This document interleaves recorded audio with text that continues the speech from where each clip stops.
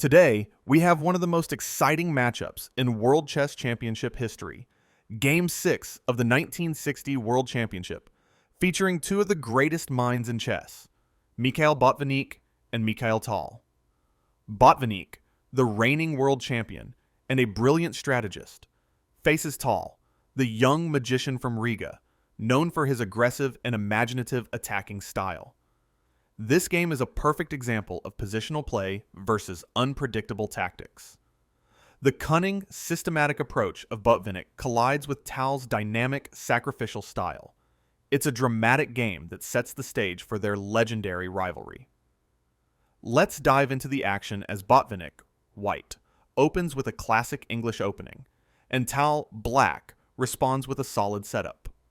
Botvinnik opens with pawn to c4, opting for the English opening. This move allows for a flexible, strategic game, controlling the d5 square and aiming for a slow buildup. Tal responds with knight to f6, a common response that controls the e4 square and prepares for further development. Tal's move is both solid and flexible, ready to counter Botvinnik's plans. Botvinnik develops his knight to f3, attacking the e5 square and preparing to push for a strong center with d4 later on. Tal responds with pawn to g6, preparing to fianchetto the dark-squared bishop to g7 and gaining control of the long diagonal. This move sets the tone for a hyper-modern defense, where Tal plans to undermine white's center rather than directly contest it. Botvinnik plays pawn to g3, preparing to fianchetto his light-squared bishop to g2. This is a solid move, reinforcing the center and increasing control over key squares. Tal continues with bishop to g7, completing his fianchetto, aiming to control the long a1-h8 diagonal and apply pressure to white's center. The stage is set for a strategic battle. Botvinnik develops his bishop to g2, solidifying his control over the center and preparing to castle. Tal castles kingside, ensuring his king's safety and completing his opening development. Both sides are now poised for the middle game, with a focus on central control and piece coordination. Botvinnik plays pawn to d4, striking in the center and establishing control. This move is a hallmark of Botvinnik's positional style, aiming to dominate the center. Tal responds with pawn to d6, solidifying his own position and preparing to develop his pieces. Tal is content with a more flexible, counter-attacking setup. Botvinnik develops his knight to c3, reinforcing the d5 square and adding pressure to the center. Tal responds with knight from b8 to d7, preparing to bring the knight to c5 later, where it will challenge white's position and I-key central squares. This move indicates Tal's intention to counterattack and challenge Botvinnik's center as the game progresses. Botvinnik castles kingside, securing his king and connecting his rooks. Tal, with a firm center, now pushes pawn to e5, immediately challenging Botvinnik's central control. This is a key moment. Tal is striking in the center, aiming to open the position and create opportunities for his pieces to become more active. Botvinnik plays pawn to e4, strengthening his center and establishing a powerful pawn duo on d4 and e4. Tal responds with pawn to c6, reinforcing his d5 square and preparing to challenge Botvinnik's center. This solid move prepares potential pawn breaks while maintaining flexibility. Botvinnik plays pawn to h3, a useful prophylactic move that prevents black's pieces from coming to g4 and gives his king some breathing room. Tal responds with queen to b6, placing his queen actively on the queen side, where it eyes the d4 pawn and puts pressure on Botvinnik's position. The queen is aggressively placed, creating immediate threats. Botvinnik strikes with pawn to d5, advancing in the center and creating space. This powerful thrust opens up the position and challenges Tal's setup. Tal responds with c-pawn takes d5, capturing the pawn and opening the c-file. This exchange transforms the pawn structure and gives both sides new possibilities. Botvinnik recaptures with c-pawn takes d5, maintaining his central presence and creating a strong passed d-pawn that will become a long-term asset. Tal brings his knight to c5, repositioning it to an excellent outpost, where it attacks the e4 pawn and controls key central squares. The knight is powerfully placed and creates immediate tactical threats. Botvinnik retreats his knight to e1, a regrouping move that prepares to reposition the knight to d3, where it can challenge Tal's active knight on c5. Tal develops his bishop to d7, connecting his rooks and preparing to bring more pieces into the battle. The bishop is ready to support operations on either flank. Botvinnik maneuvers knight to d3, challenging Tal's strong knight on c5 and offering a trade. Tal accepts the exchange with knight takes d3, capturing the knight and simplifying the position slightly. This trade helps relieve some of the pressure on Black's position. Botvinnik recaptures with queen takes d3, centralizing his queen and maintaining control. The queen is actively placed and supports White's position. Tal plays rook from f8 to c8, activating his rook on the open c-file and preparing to double rooks. This move increases pressure on White's queenside. Botvinnik plays rook to b1, preparing to defend the b2 pawn and potentially create counterplay on the b-file. Tal maneuvers knight to h5, repositioning it toward the king side where it can create threats. The knight aims for f4, a powerful outpost near White's king. Botvinnik develops bishop to e3, activating his light-squared bishop and controlling important central squares. The bishop supports the center and prepares to defend if needed. Tal plays queen to b4, increasing pressure and attacking the e4 pawn while keeping his queen active and flexible. Botvinnik plays queen to e2, defending the e4 pawn and maintaining coordination between his pieces. The queen is centralized and ready to respond to threats on either flank. Tal plays rook to c4, doubling on the c-file and putting tremendous pressure on White's position. The rook is aggressively placed and ties down White's pieces. Botvinnik brings rook from f1 to c1, contesting the c-file and preparing to exchange rooks if needed.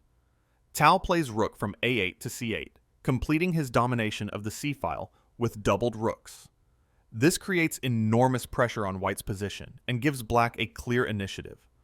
Botvinnik plays king to h2, improving his king position and moving it away from potential tactics. Tal advances pawn to f5, striking at White's center and opening lines toward the king. This aggressive thrust challenges the e4 pawn and creates attacking chances. Botvinnik captures with e-pawn takes f5, accepting the pawn but opening lines toward his own king. Tal recaptures with bishop takes f5, bringing the bishop into a powerful attacking position where it aims at White's kingside. The bishop is menacingly placed and creates threats. Botvinnik plays rook to a1, repositioning his rook, but this seems slow given the mounting pressure. Tal advances knight to f4, occupying a dominating outpost right in front of White's king. The knight is powerfully placed and creates serious threats. Botvinnik captures with g-pawn takes f4, removing the dangerous knight but opening the g-file toward his own king. Tal recaptures with e-pawn takes f4, maintaining pressure and threatening to push the pawn forward. The advanced f-pawn is a dangerous weapon. Botvinnik plays bishop to d2, repositioning the bishop, but Black's initiative continues. Tal delivers a powerful blow with queen takes b2, capturing the pawn and invading White's position. The queen is deep in enemy territory and creates havoc. Botvinnik plays rook from a1 to b1, attacking the queen and forcing it to move. Tal advances the deadly f-pawn to f3, pushing it forward with devastating effect. This pawn thrust threatens to destroy White's position and creates a massive passed pawn. Botvinnik captures with rook takes b2, winning the queen, but this allows Tal's attack to intensify. Tal plays f-pawn, takes e2, advancing the passed pawn to the second rank where it threatens to promote. This is a critical moment. The pawn is unstoppable. Botvinnik plays rook to b3, trying to create threats, but the passed e-pawn is overwhelming. Tal plays rook to d4, bringing the rook into the attack and supporting the advanced pawn. The coordination of black's pieces is devastating. Botvinnik plays bishop to e1, trying to blockade the dangerous e2 pawn and prevent its promotion. Tal plays bishop to e5 check, giving check and forcing white's king to move while maintaining the attack. The bishop is powerfully centralized. Botvinnik plays king to g1, moving out of check and trying to consolidate. Tal plays bishop to f4, repositioning the bishop and maintaining pressure on white's position. Black's pieces are perfectly coordinated. Botvinnik desperately plays knight takes e2, capturing the dangerous passed pawn. Finally, Tal plays rook takes c1, capturing the rook and maintaining material advantage. Black is now clearly winning with superior material and position. Botvinnik recaptures with knight takes d4, trying to eliminate black's active rook. Tal delivers. Rook takes e1 check, capturing the bishop with check, and winning more material. The rook rampage continues. Botvinnik blocks with bishop to f1, the only move to stop the check. Tal plays bishop to e4, centralizing the bishop and dominating the position. Black's pieces control the board completely. Botvinnik plays knight to e2, trying to regroup and defend. Tal plays bishop to e5, maintaining central control and keeping all options open. The bishops dominate the board. Botvinnik advances pawn to f4, trying to challenge black's bishop and create some counterplay. Tal plays bishop to f6, repositioning the bishop but maintaining its strong influence. Black's position remains overwhelming. Botvinnik plays rook takes b7, winning a pawn and trying to create threats with his last piece. Tal recaptures with bishop takes d5, winning back material and maintaining his advantage. The bishop captures the dangerous passed pawn. Botvinnik plays rook to c7, activating the rook on the 7th rank. Tal plays bishop takes a2, capturing another pawn and extending his material advantage. Black is simply winning with extra material. Botvinnik plays rook to a7, continuing to be active with the rook. Tal plays bishop to c4, centralizing the bishop and controlling key squares while supporting the passed d-pawn. Botvinnik plays rook to a8 check, giving check and trying to create some complications. Tal plays king to f7, calmly moving the king away from danger. The king marches forward confidently. Botvinnik plays rook to a7 check, giving another check, but running out of threats. Tal plays king to e6, advancing the king into the center fearlessly. The king becomes an active piece in the endgame. Botvinnik plays rook to a3, repositioning the rook, but black is completely winning. Tal advances pawn to d5, pushing his passed pawn forward and creating an unstoppable threat. The pawn marches toward promotion. Botvinnik plays king to f2, activating his king to try to stop the pawns. Tal plays bishop to h4 check, giving check and forcing the king away from the action. The bishop delivers another blow. Botvinnik plays king to g2, moving out of check. Tal plays king to d6, advancing the king further to support the passed pawns. The king and pawns are unstoppable.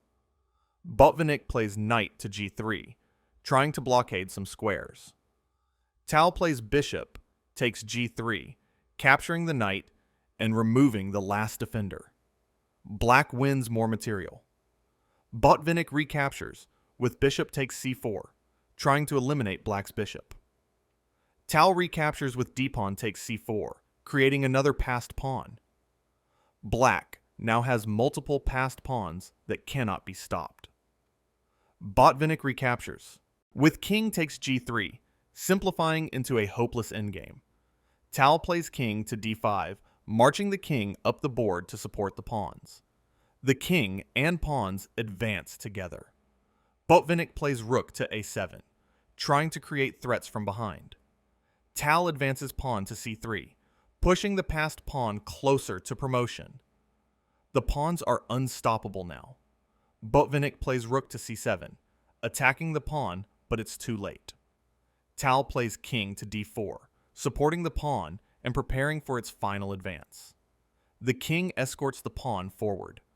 Botvinnik plays rook to d7 check, giving a final desperate check. But Tal's position is completely winning, and Botvinnik resigns.